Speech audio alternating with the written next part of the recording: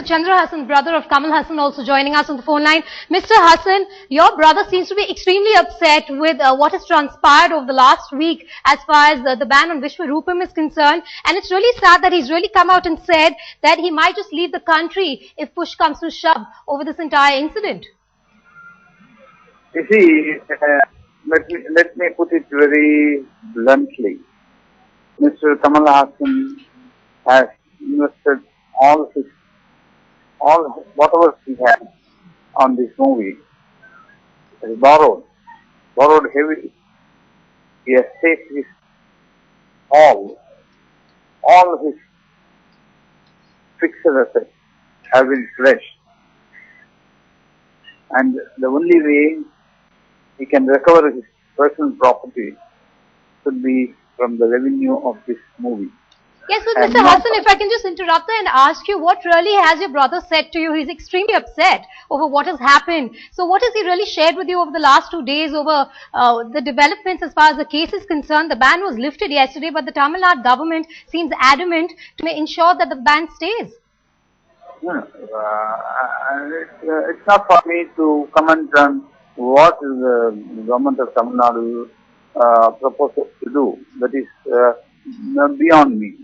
It's far too large a picture which I cannot paint. But I know why Mr. Kamal Haasan speaks in this manner that we have heard. There is a particular baseline by which he has to pay up the financial, whether insurance or not, to recover the property which he has mortgaged to him. If he is not able to do it, he is going to be literally in the street. Right, Mr. Haasan, if you can just stay on the phone line with me. I also have Mr. N. Ram, senior journalist, joining us on the phone line. Mr. Ram, we had Kamal Haasan speak to the media about 5 minutes ago, and he's come out and said that there is politics really ensuing over this entire movie, and he's just a victim of this politics, and he seems to be taking a direct swipe at the Jayalalitha government. I heard this speech. It is an emotional speech, a wonderful speech, very, very clear about his where he stands and what his values are. I've known him for many years. He's a member of, he has been an active member, a very valuable member of an organization called Harmony India, which is dedicated to secularism and communal harmony, of which I'm the president, and the Prince of Arcot, Nawab Muhammad Abdul Ali, is the Secretary General. And I know his feelings, his values extremely well. But here is the issue of free speech, which has come under serious threat in India. We saw that with M.F. Hussain, who came under attack, had to live abroad. I used to meet Hussain Saab in Dubai and in London, and he felt very relieved. But we don't want this kind of situation to arise in this case. And I can perfectly understand Kamal's feelings, and very clearly, I don't think it's just emotions. It's a clear statement of what he stands for, the human values he stands for, his uncompromising secular credentials. He's an atheist like me, and I was very pleased that he was able to say, I had no religion. So I would say the same thing, except the religion of humanity, he said. And I think we really owe it to him to stand by him and to see this through. Justice has been delayed, but I welcome the order of the High Court, and I hope that the Supreme Court's verdicts repeatedly reiterated judgment that you can't ban a film or some creative work just because some groups threaten violence, demonstrations, protests. It's the duty of the state to offer protection for free speech for those who have the right to free speech as a fundamental right under the Indian Constitution. And I think we have to see this through. It's an extremely important case in principle. While Kamal's much is at stake for Kamal, but even more is at stake for all of us. And in terms of principles, I can't possibly overestimate the importance of this campaign in defense of Kamal. Mr. Ram, if I can ask you a quick question here, it's very important to know even your perspective on whether the idea of India is really under attack as we speak. The idea of what? Of India, sir. A democratic and free India. Absolutely. The idea, I mean, you read Sunil Kilnani's wonderful book, The Idea of India. That's where the reference comes from. Yes. And India has always done well. India's historical civilization, which is a living civilization, has always done well when it has respected, cherished and protected diversity and pluralism. India has accommodated different cultures, different streams of humanity, different religions, including atheism, and that has to be preserved. That's also in our constitution. So the idea of India is also firmly entrenched in our constitution, but sometimes this value is honored more in the breach than in the observance. And we notice concern the growing signs of intolerance, not just in Tamil Nadu, but in various places. A fringe group sets up an agenda, sets up a campaign, and then everything else gets messed up. And I think this is very, very important. Mr. Ram, if you can stay with us, we still have Mr. Chandra Hassan on the phone line with us. Mr. Hassan, coming back to you, if I could just repeat a few lines by a brother during that press conference. He has come out and said that he is fed up. He is just an artist and he is godless. My question to you, Mr. Hassan, is, unfortunately, Mr. Hassan seems to be a victim of politics. What has he told you? Is he actually mulling the idea of moving out of the country? Yeah, if he cannot practice secularism, if he is pushed to a corner where his secular ideals are threatened, or he is blackmailed by what I may call the non-secular ideologies, he feels that that is not a place for him to live. Mr. Hassan, which political outfit is your brother referring to? Because through that press conference, he has not taken names really. He has spoken about fringe groups, but he hasn't taken any names there. No, there are no question of names. Because the courts are in the picture. They are dealing with the situation. And what is in the court is sub judice, and nobody talks about it. And therefore, even if there are any names connected to that, I'm sure that was the reason why he couldn't mention any of the names. But I don't think it's the name that matters.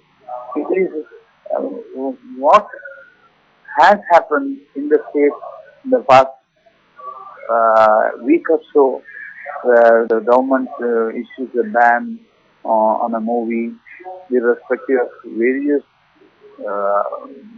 preserved judgments of the Supreme Court, and then when the court, a judge of the learned judge of the High Court upsets an order, right within a few hours, they approach a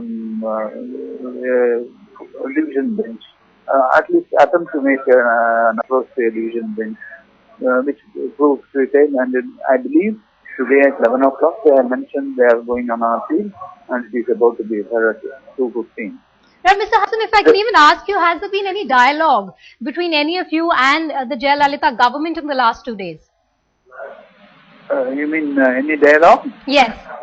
No, actually, Mr. Kamal Haasan sent a letter to the Honorable Chief Minister seeking an appointment, and I believe I have not received a communication or anything, but I believe Madam has said that since the matter is in the court, there will be no point in meeting him, and after everything is settled, the Madam has suggested that Mr. Kamal Haasan should meet the Home Secretary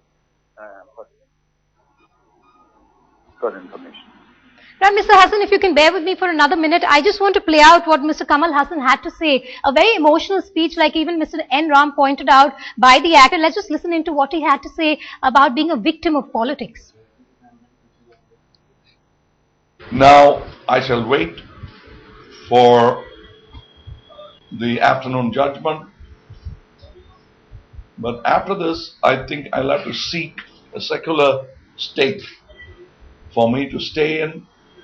I've lost what I've got. When I had nothing to lose, I might as well choose.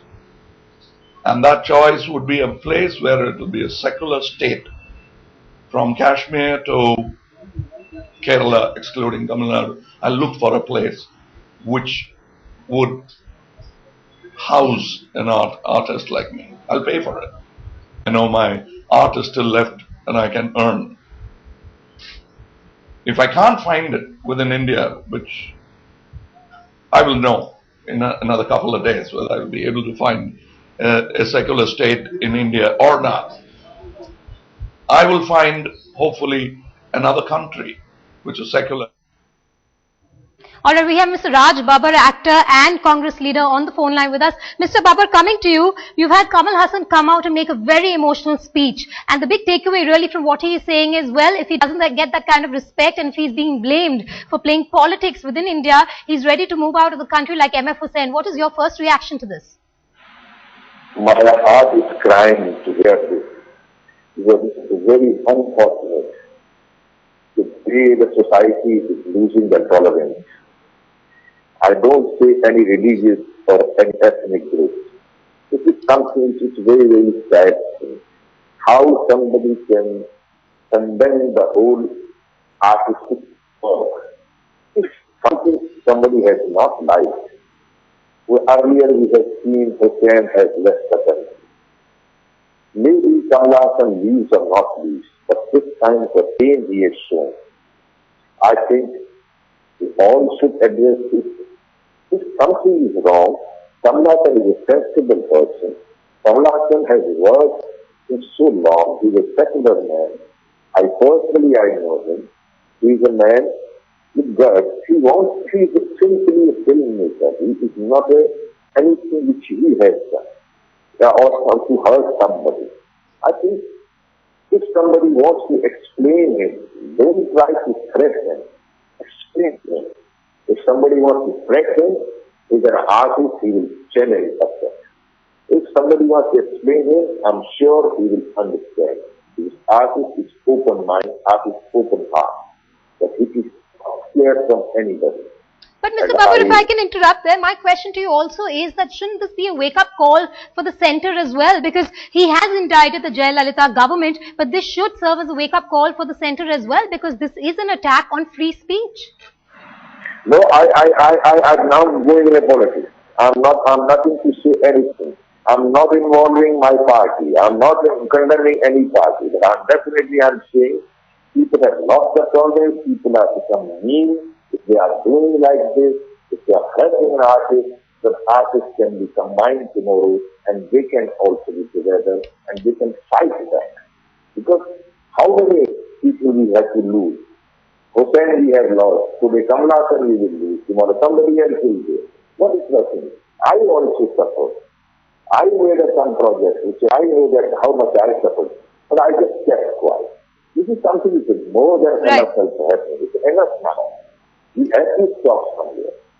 Enough is enough is what Mr. Raj Babbar has to say. If I can come back to Mr. N. Ram, who's still on the phone line with us. Mr. Ram, it's a sad day for our democracy. And this is not the first victim of politics that we're seeing. We've seen MF Hussain, we've seen others in the past. And the sad and unfortunate bit is that they have had to move out of the country. There has been no change within the system, really, within India. Yes, free speech is guaranteed in Article 19(1)(a) of the Constitution with some reasonable restrictions. But it is certainly under unprecedented pressure and attack. Free speech is under threat because there's a lot of intolerance, aided and abetted by the official machinery very often. But all kinds of groups, including especially fringe groups, raise these issues and get some mileage for themselves. Most of them are sincere about what they're campaigning for. And I think it's the duty of the democratic institutions, the constitutional bodies, and to come to strong defense of free speech and of the individuals who have a big stake in it. We all have a stake, but Kamal in this case has a big stake, a particular stake, and we really. But I'm glad that the High Court, even though the judgment was delayed, came out as it has done.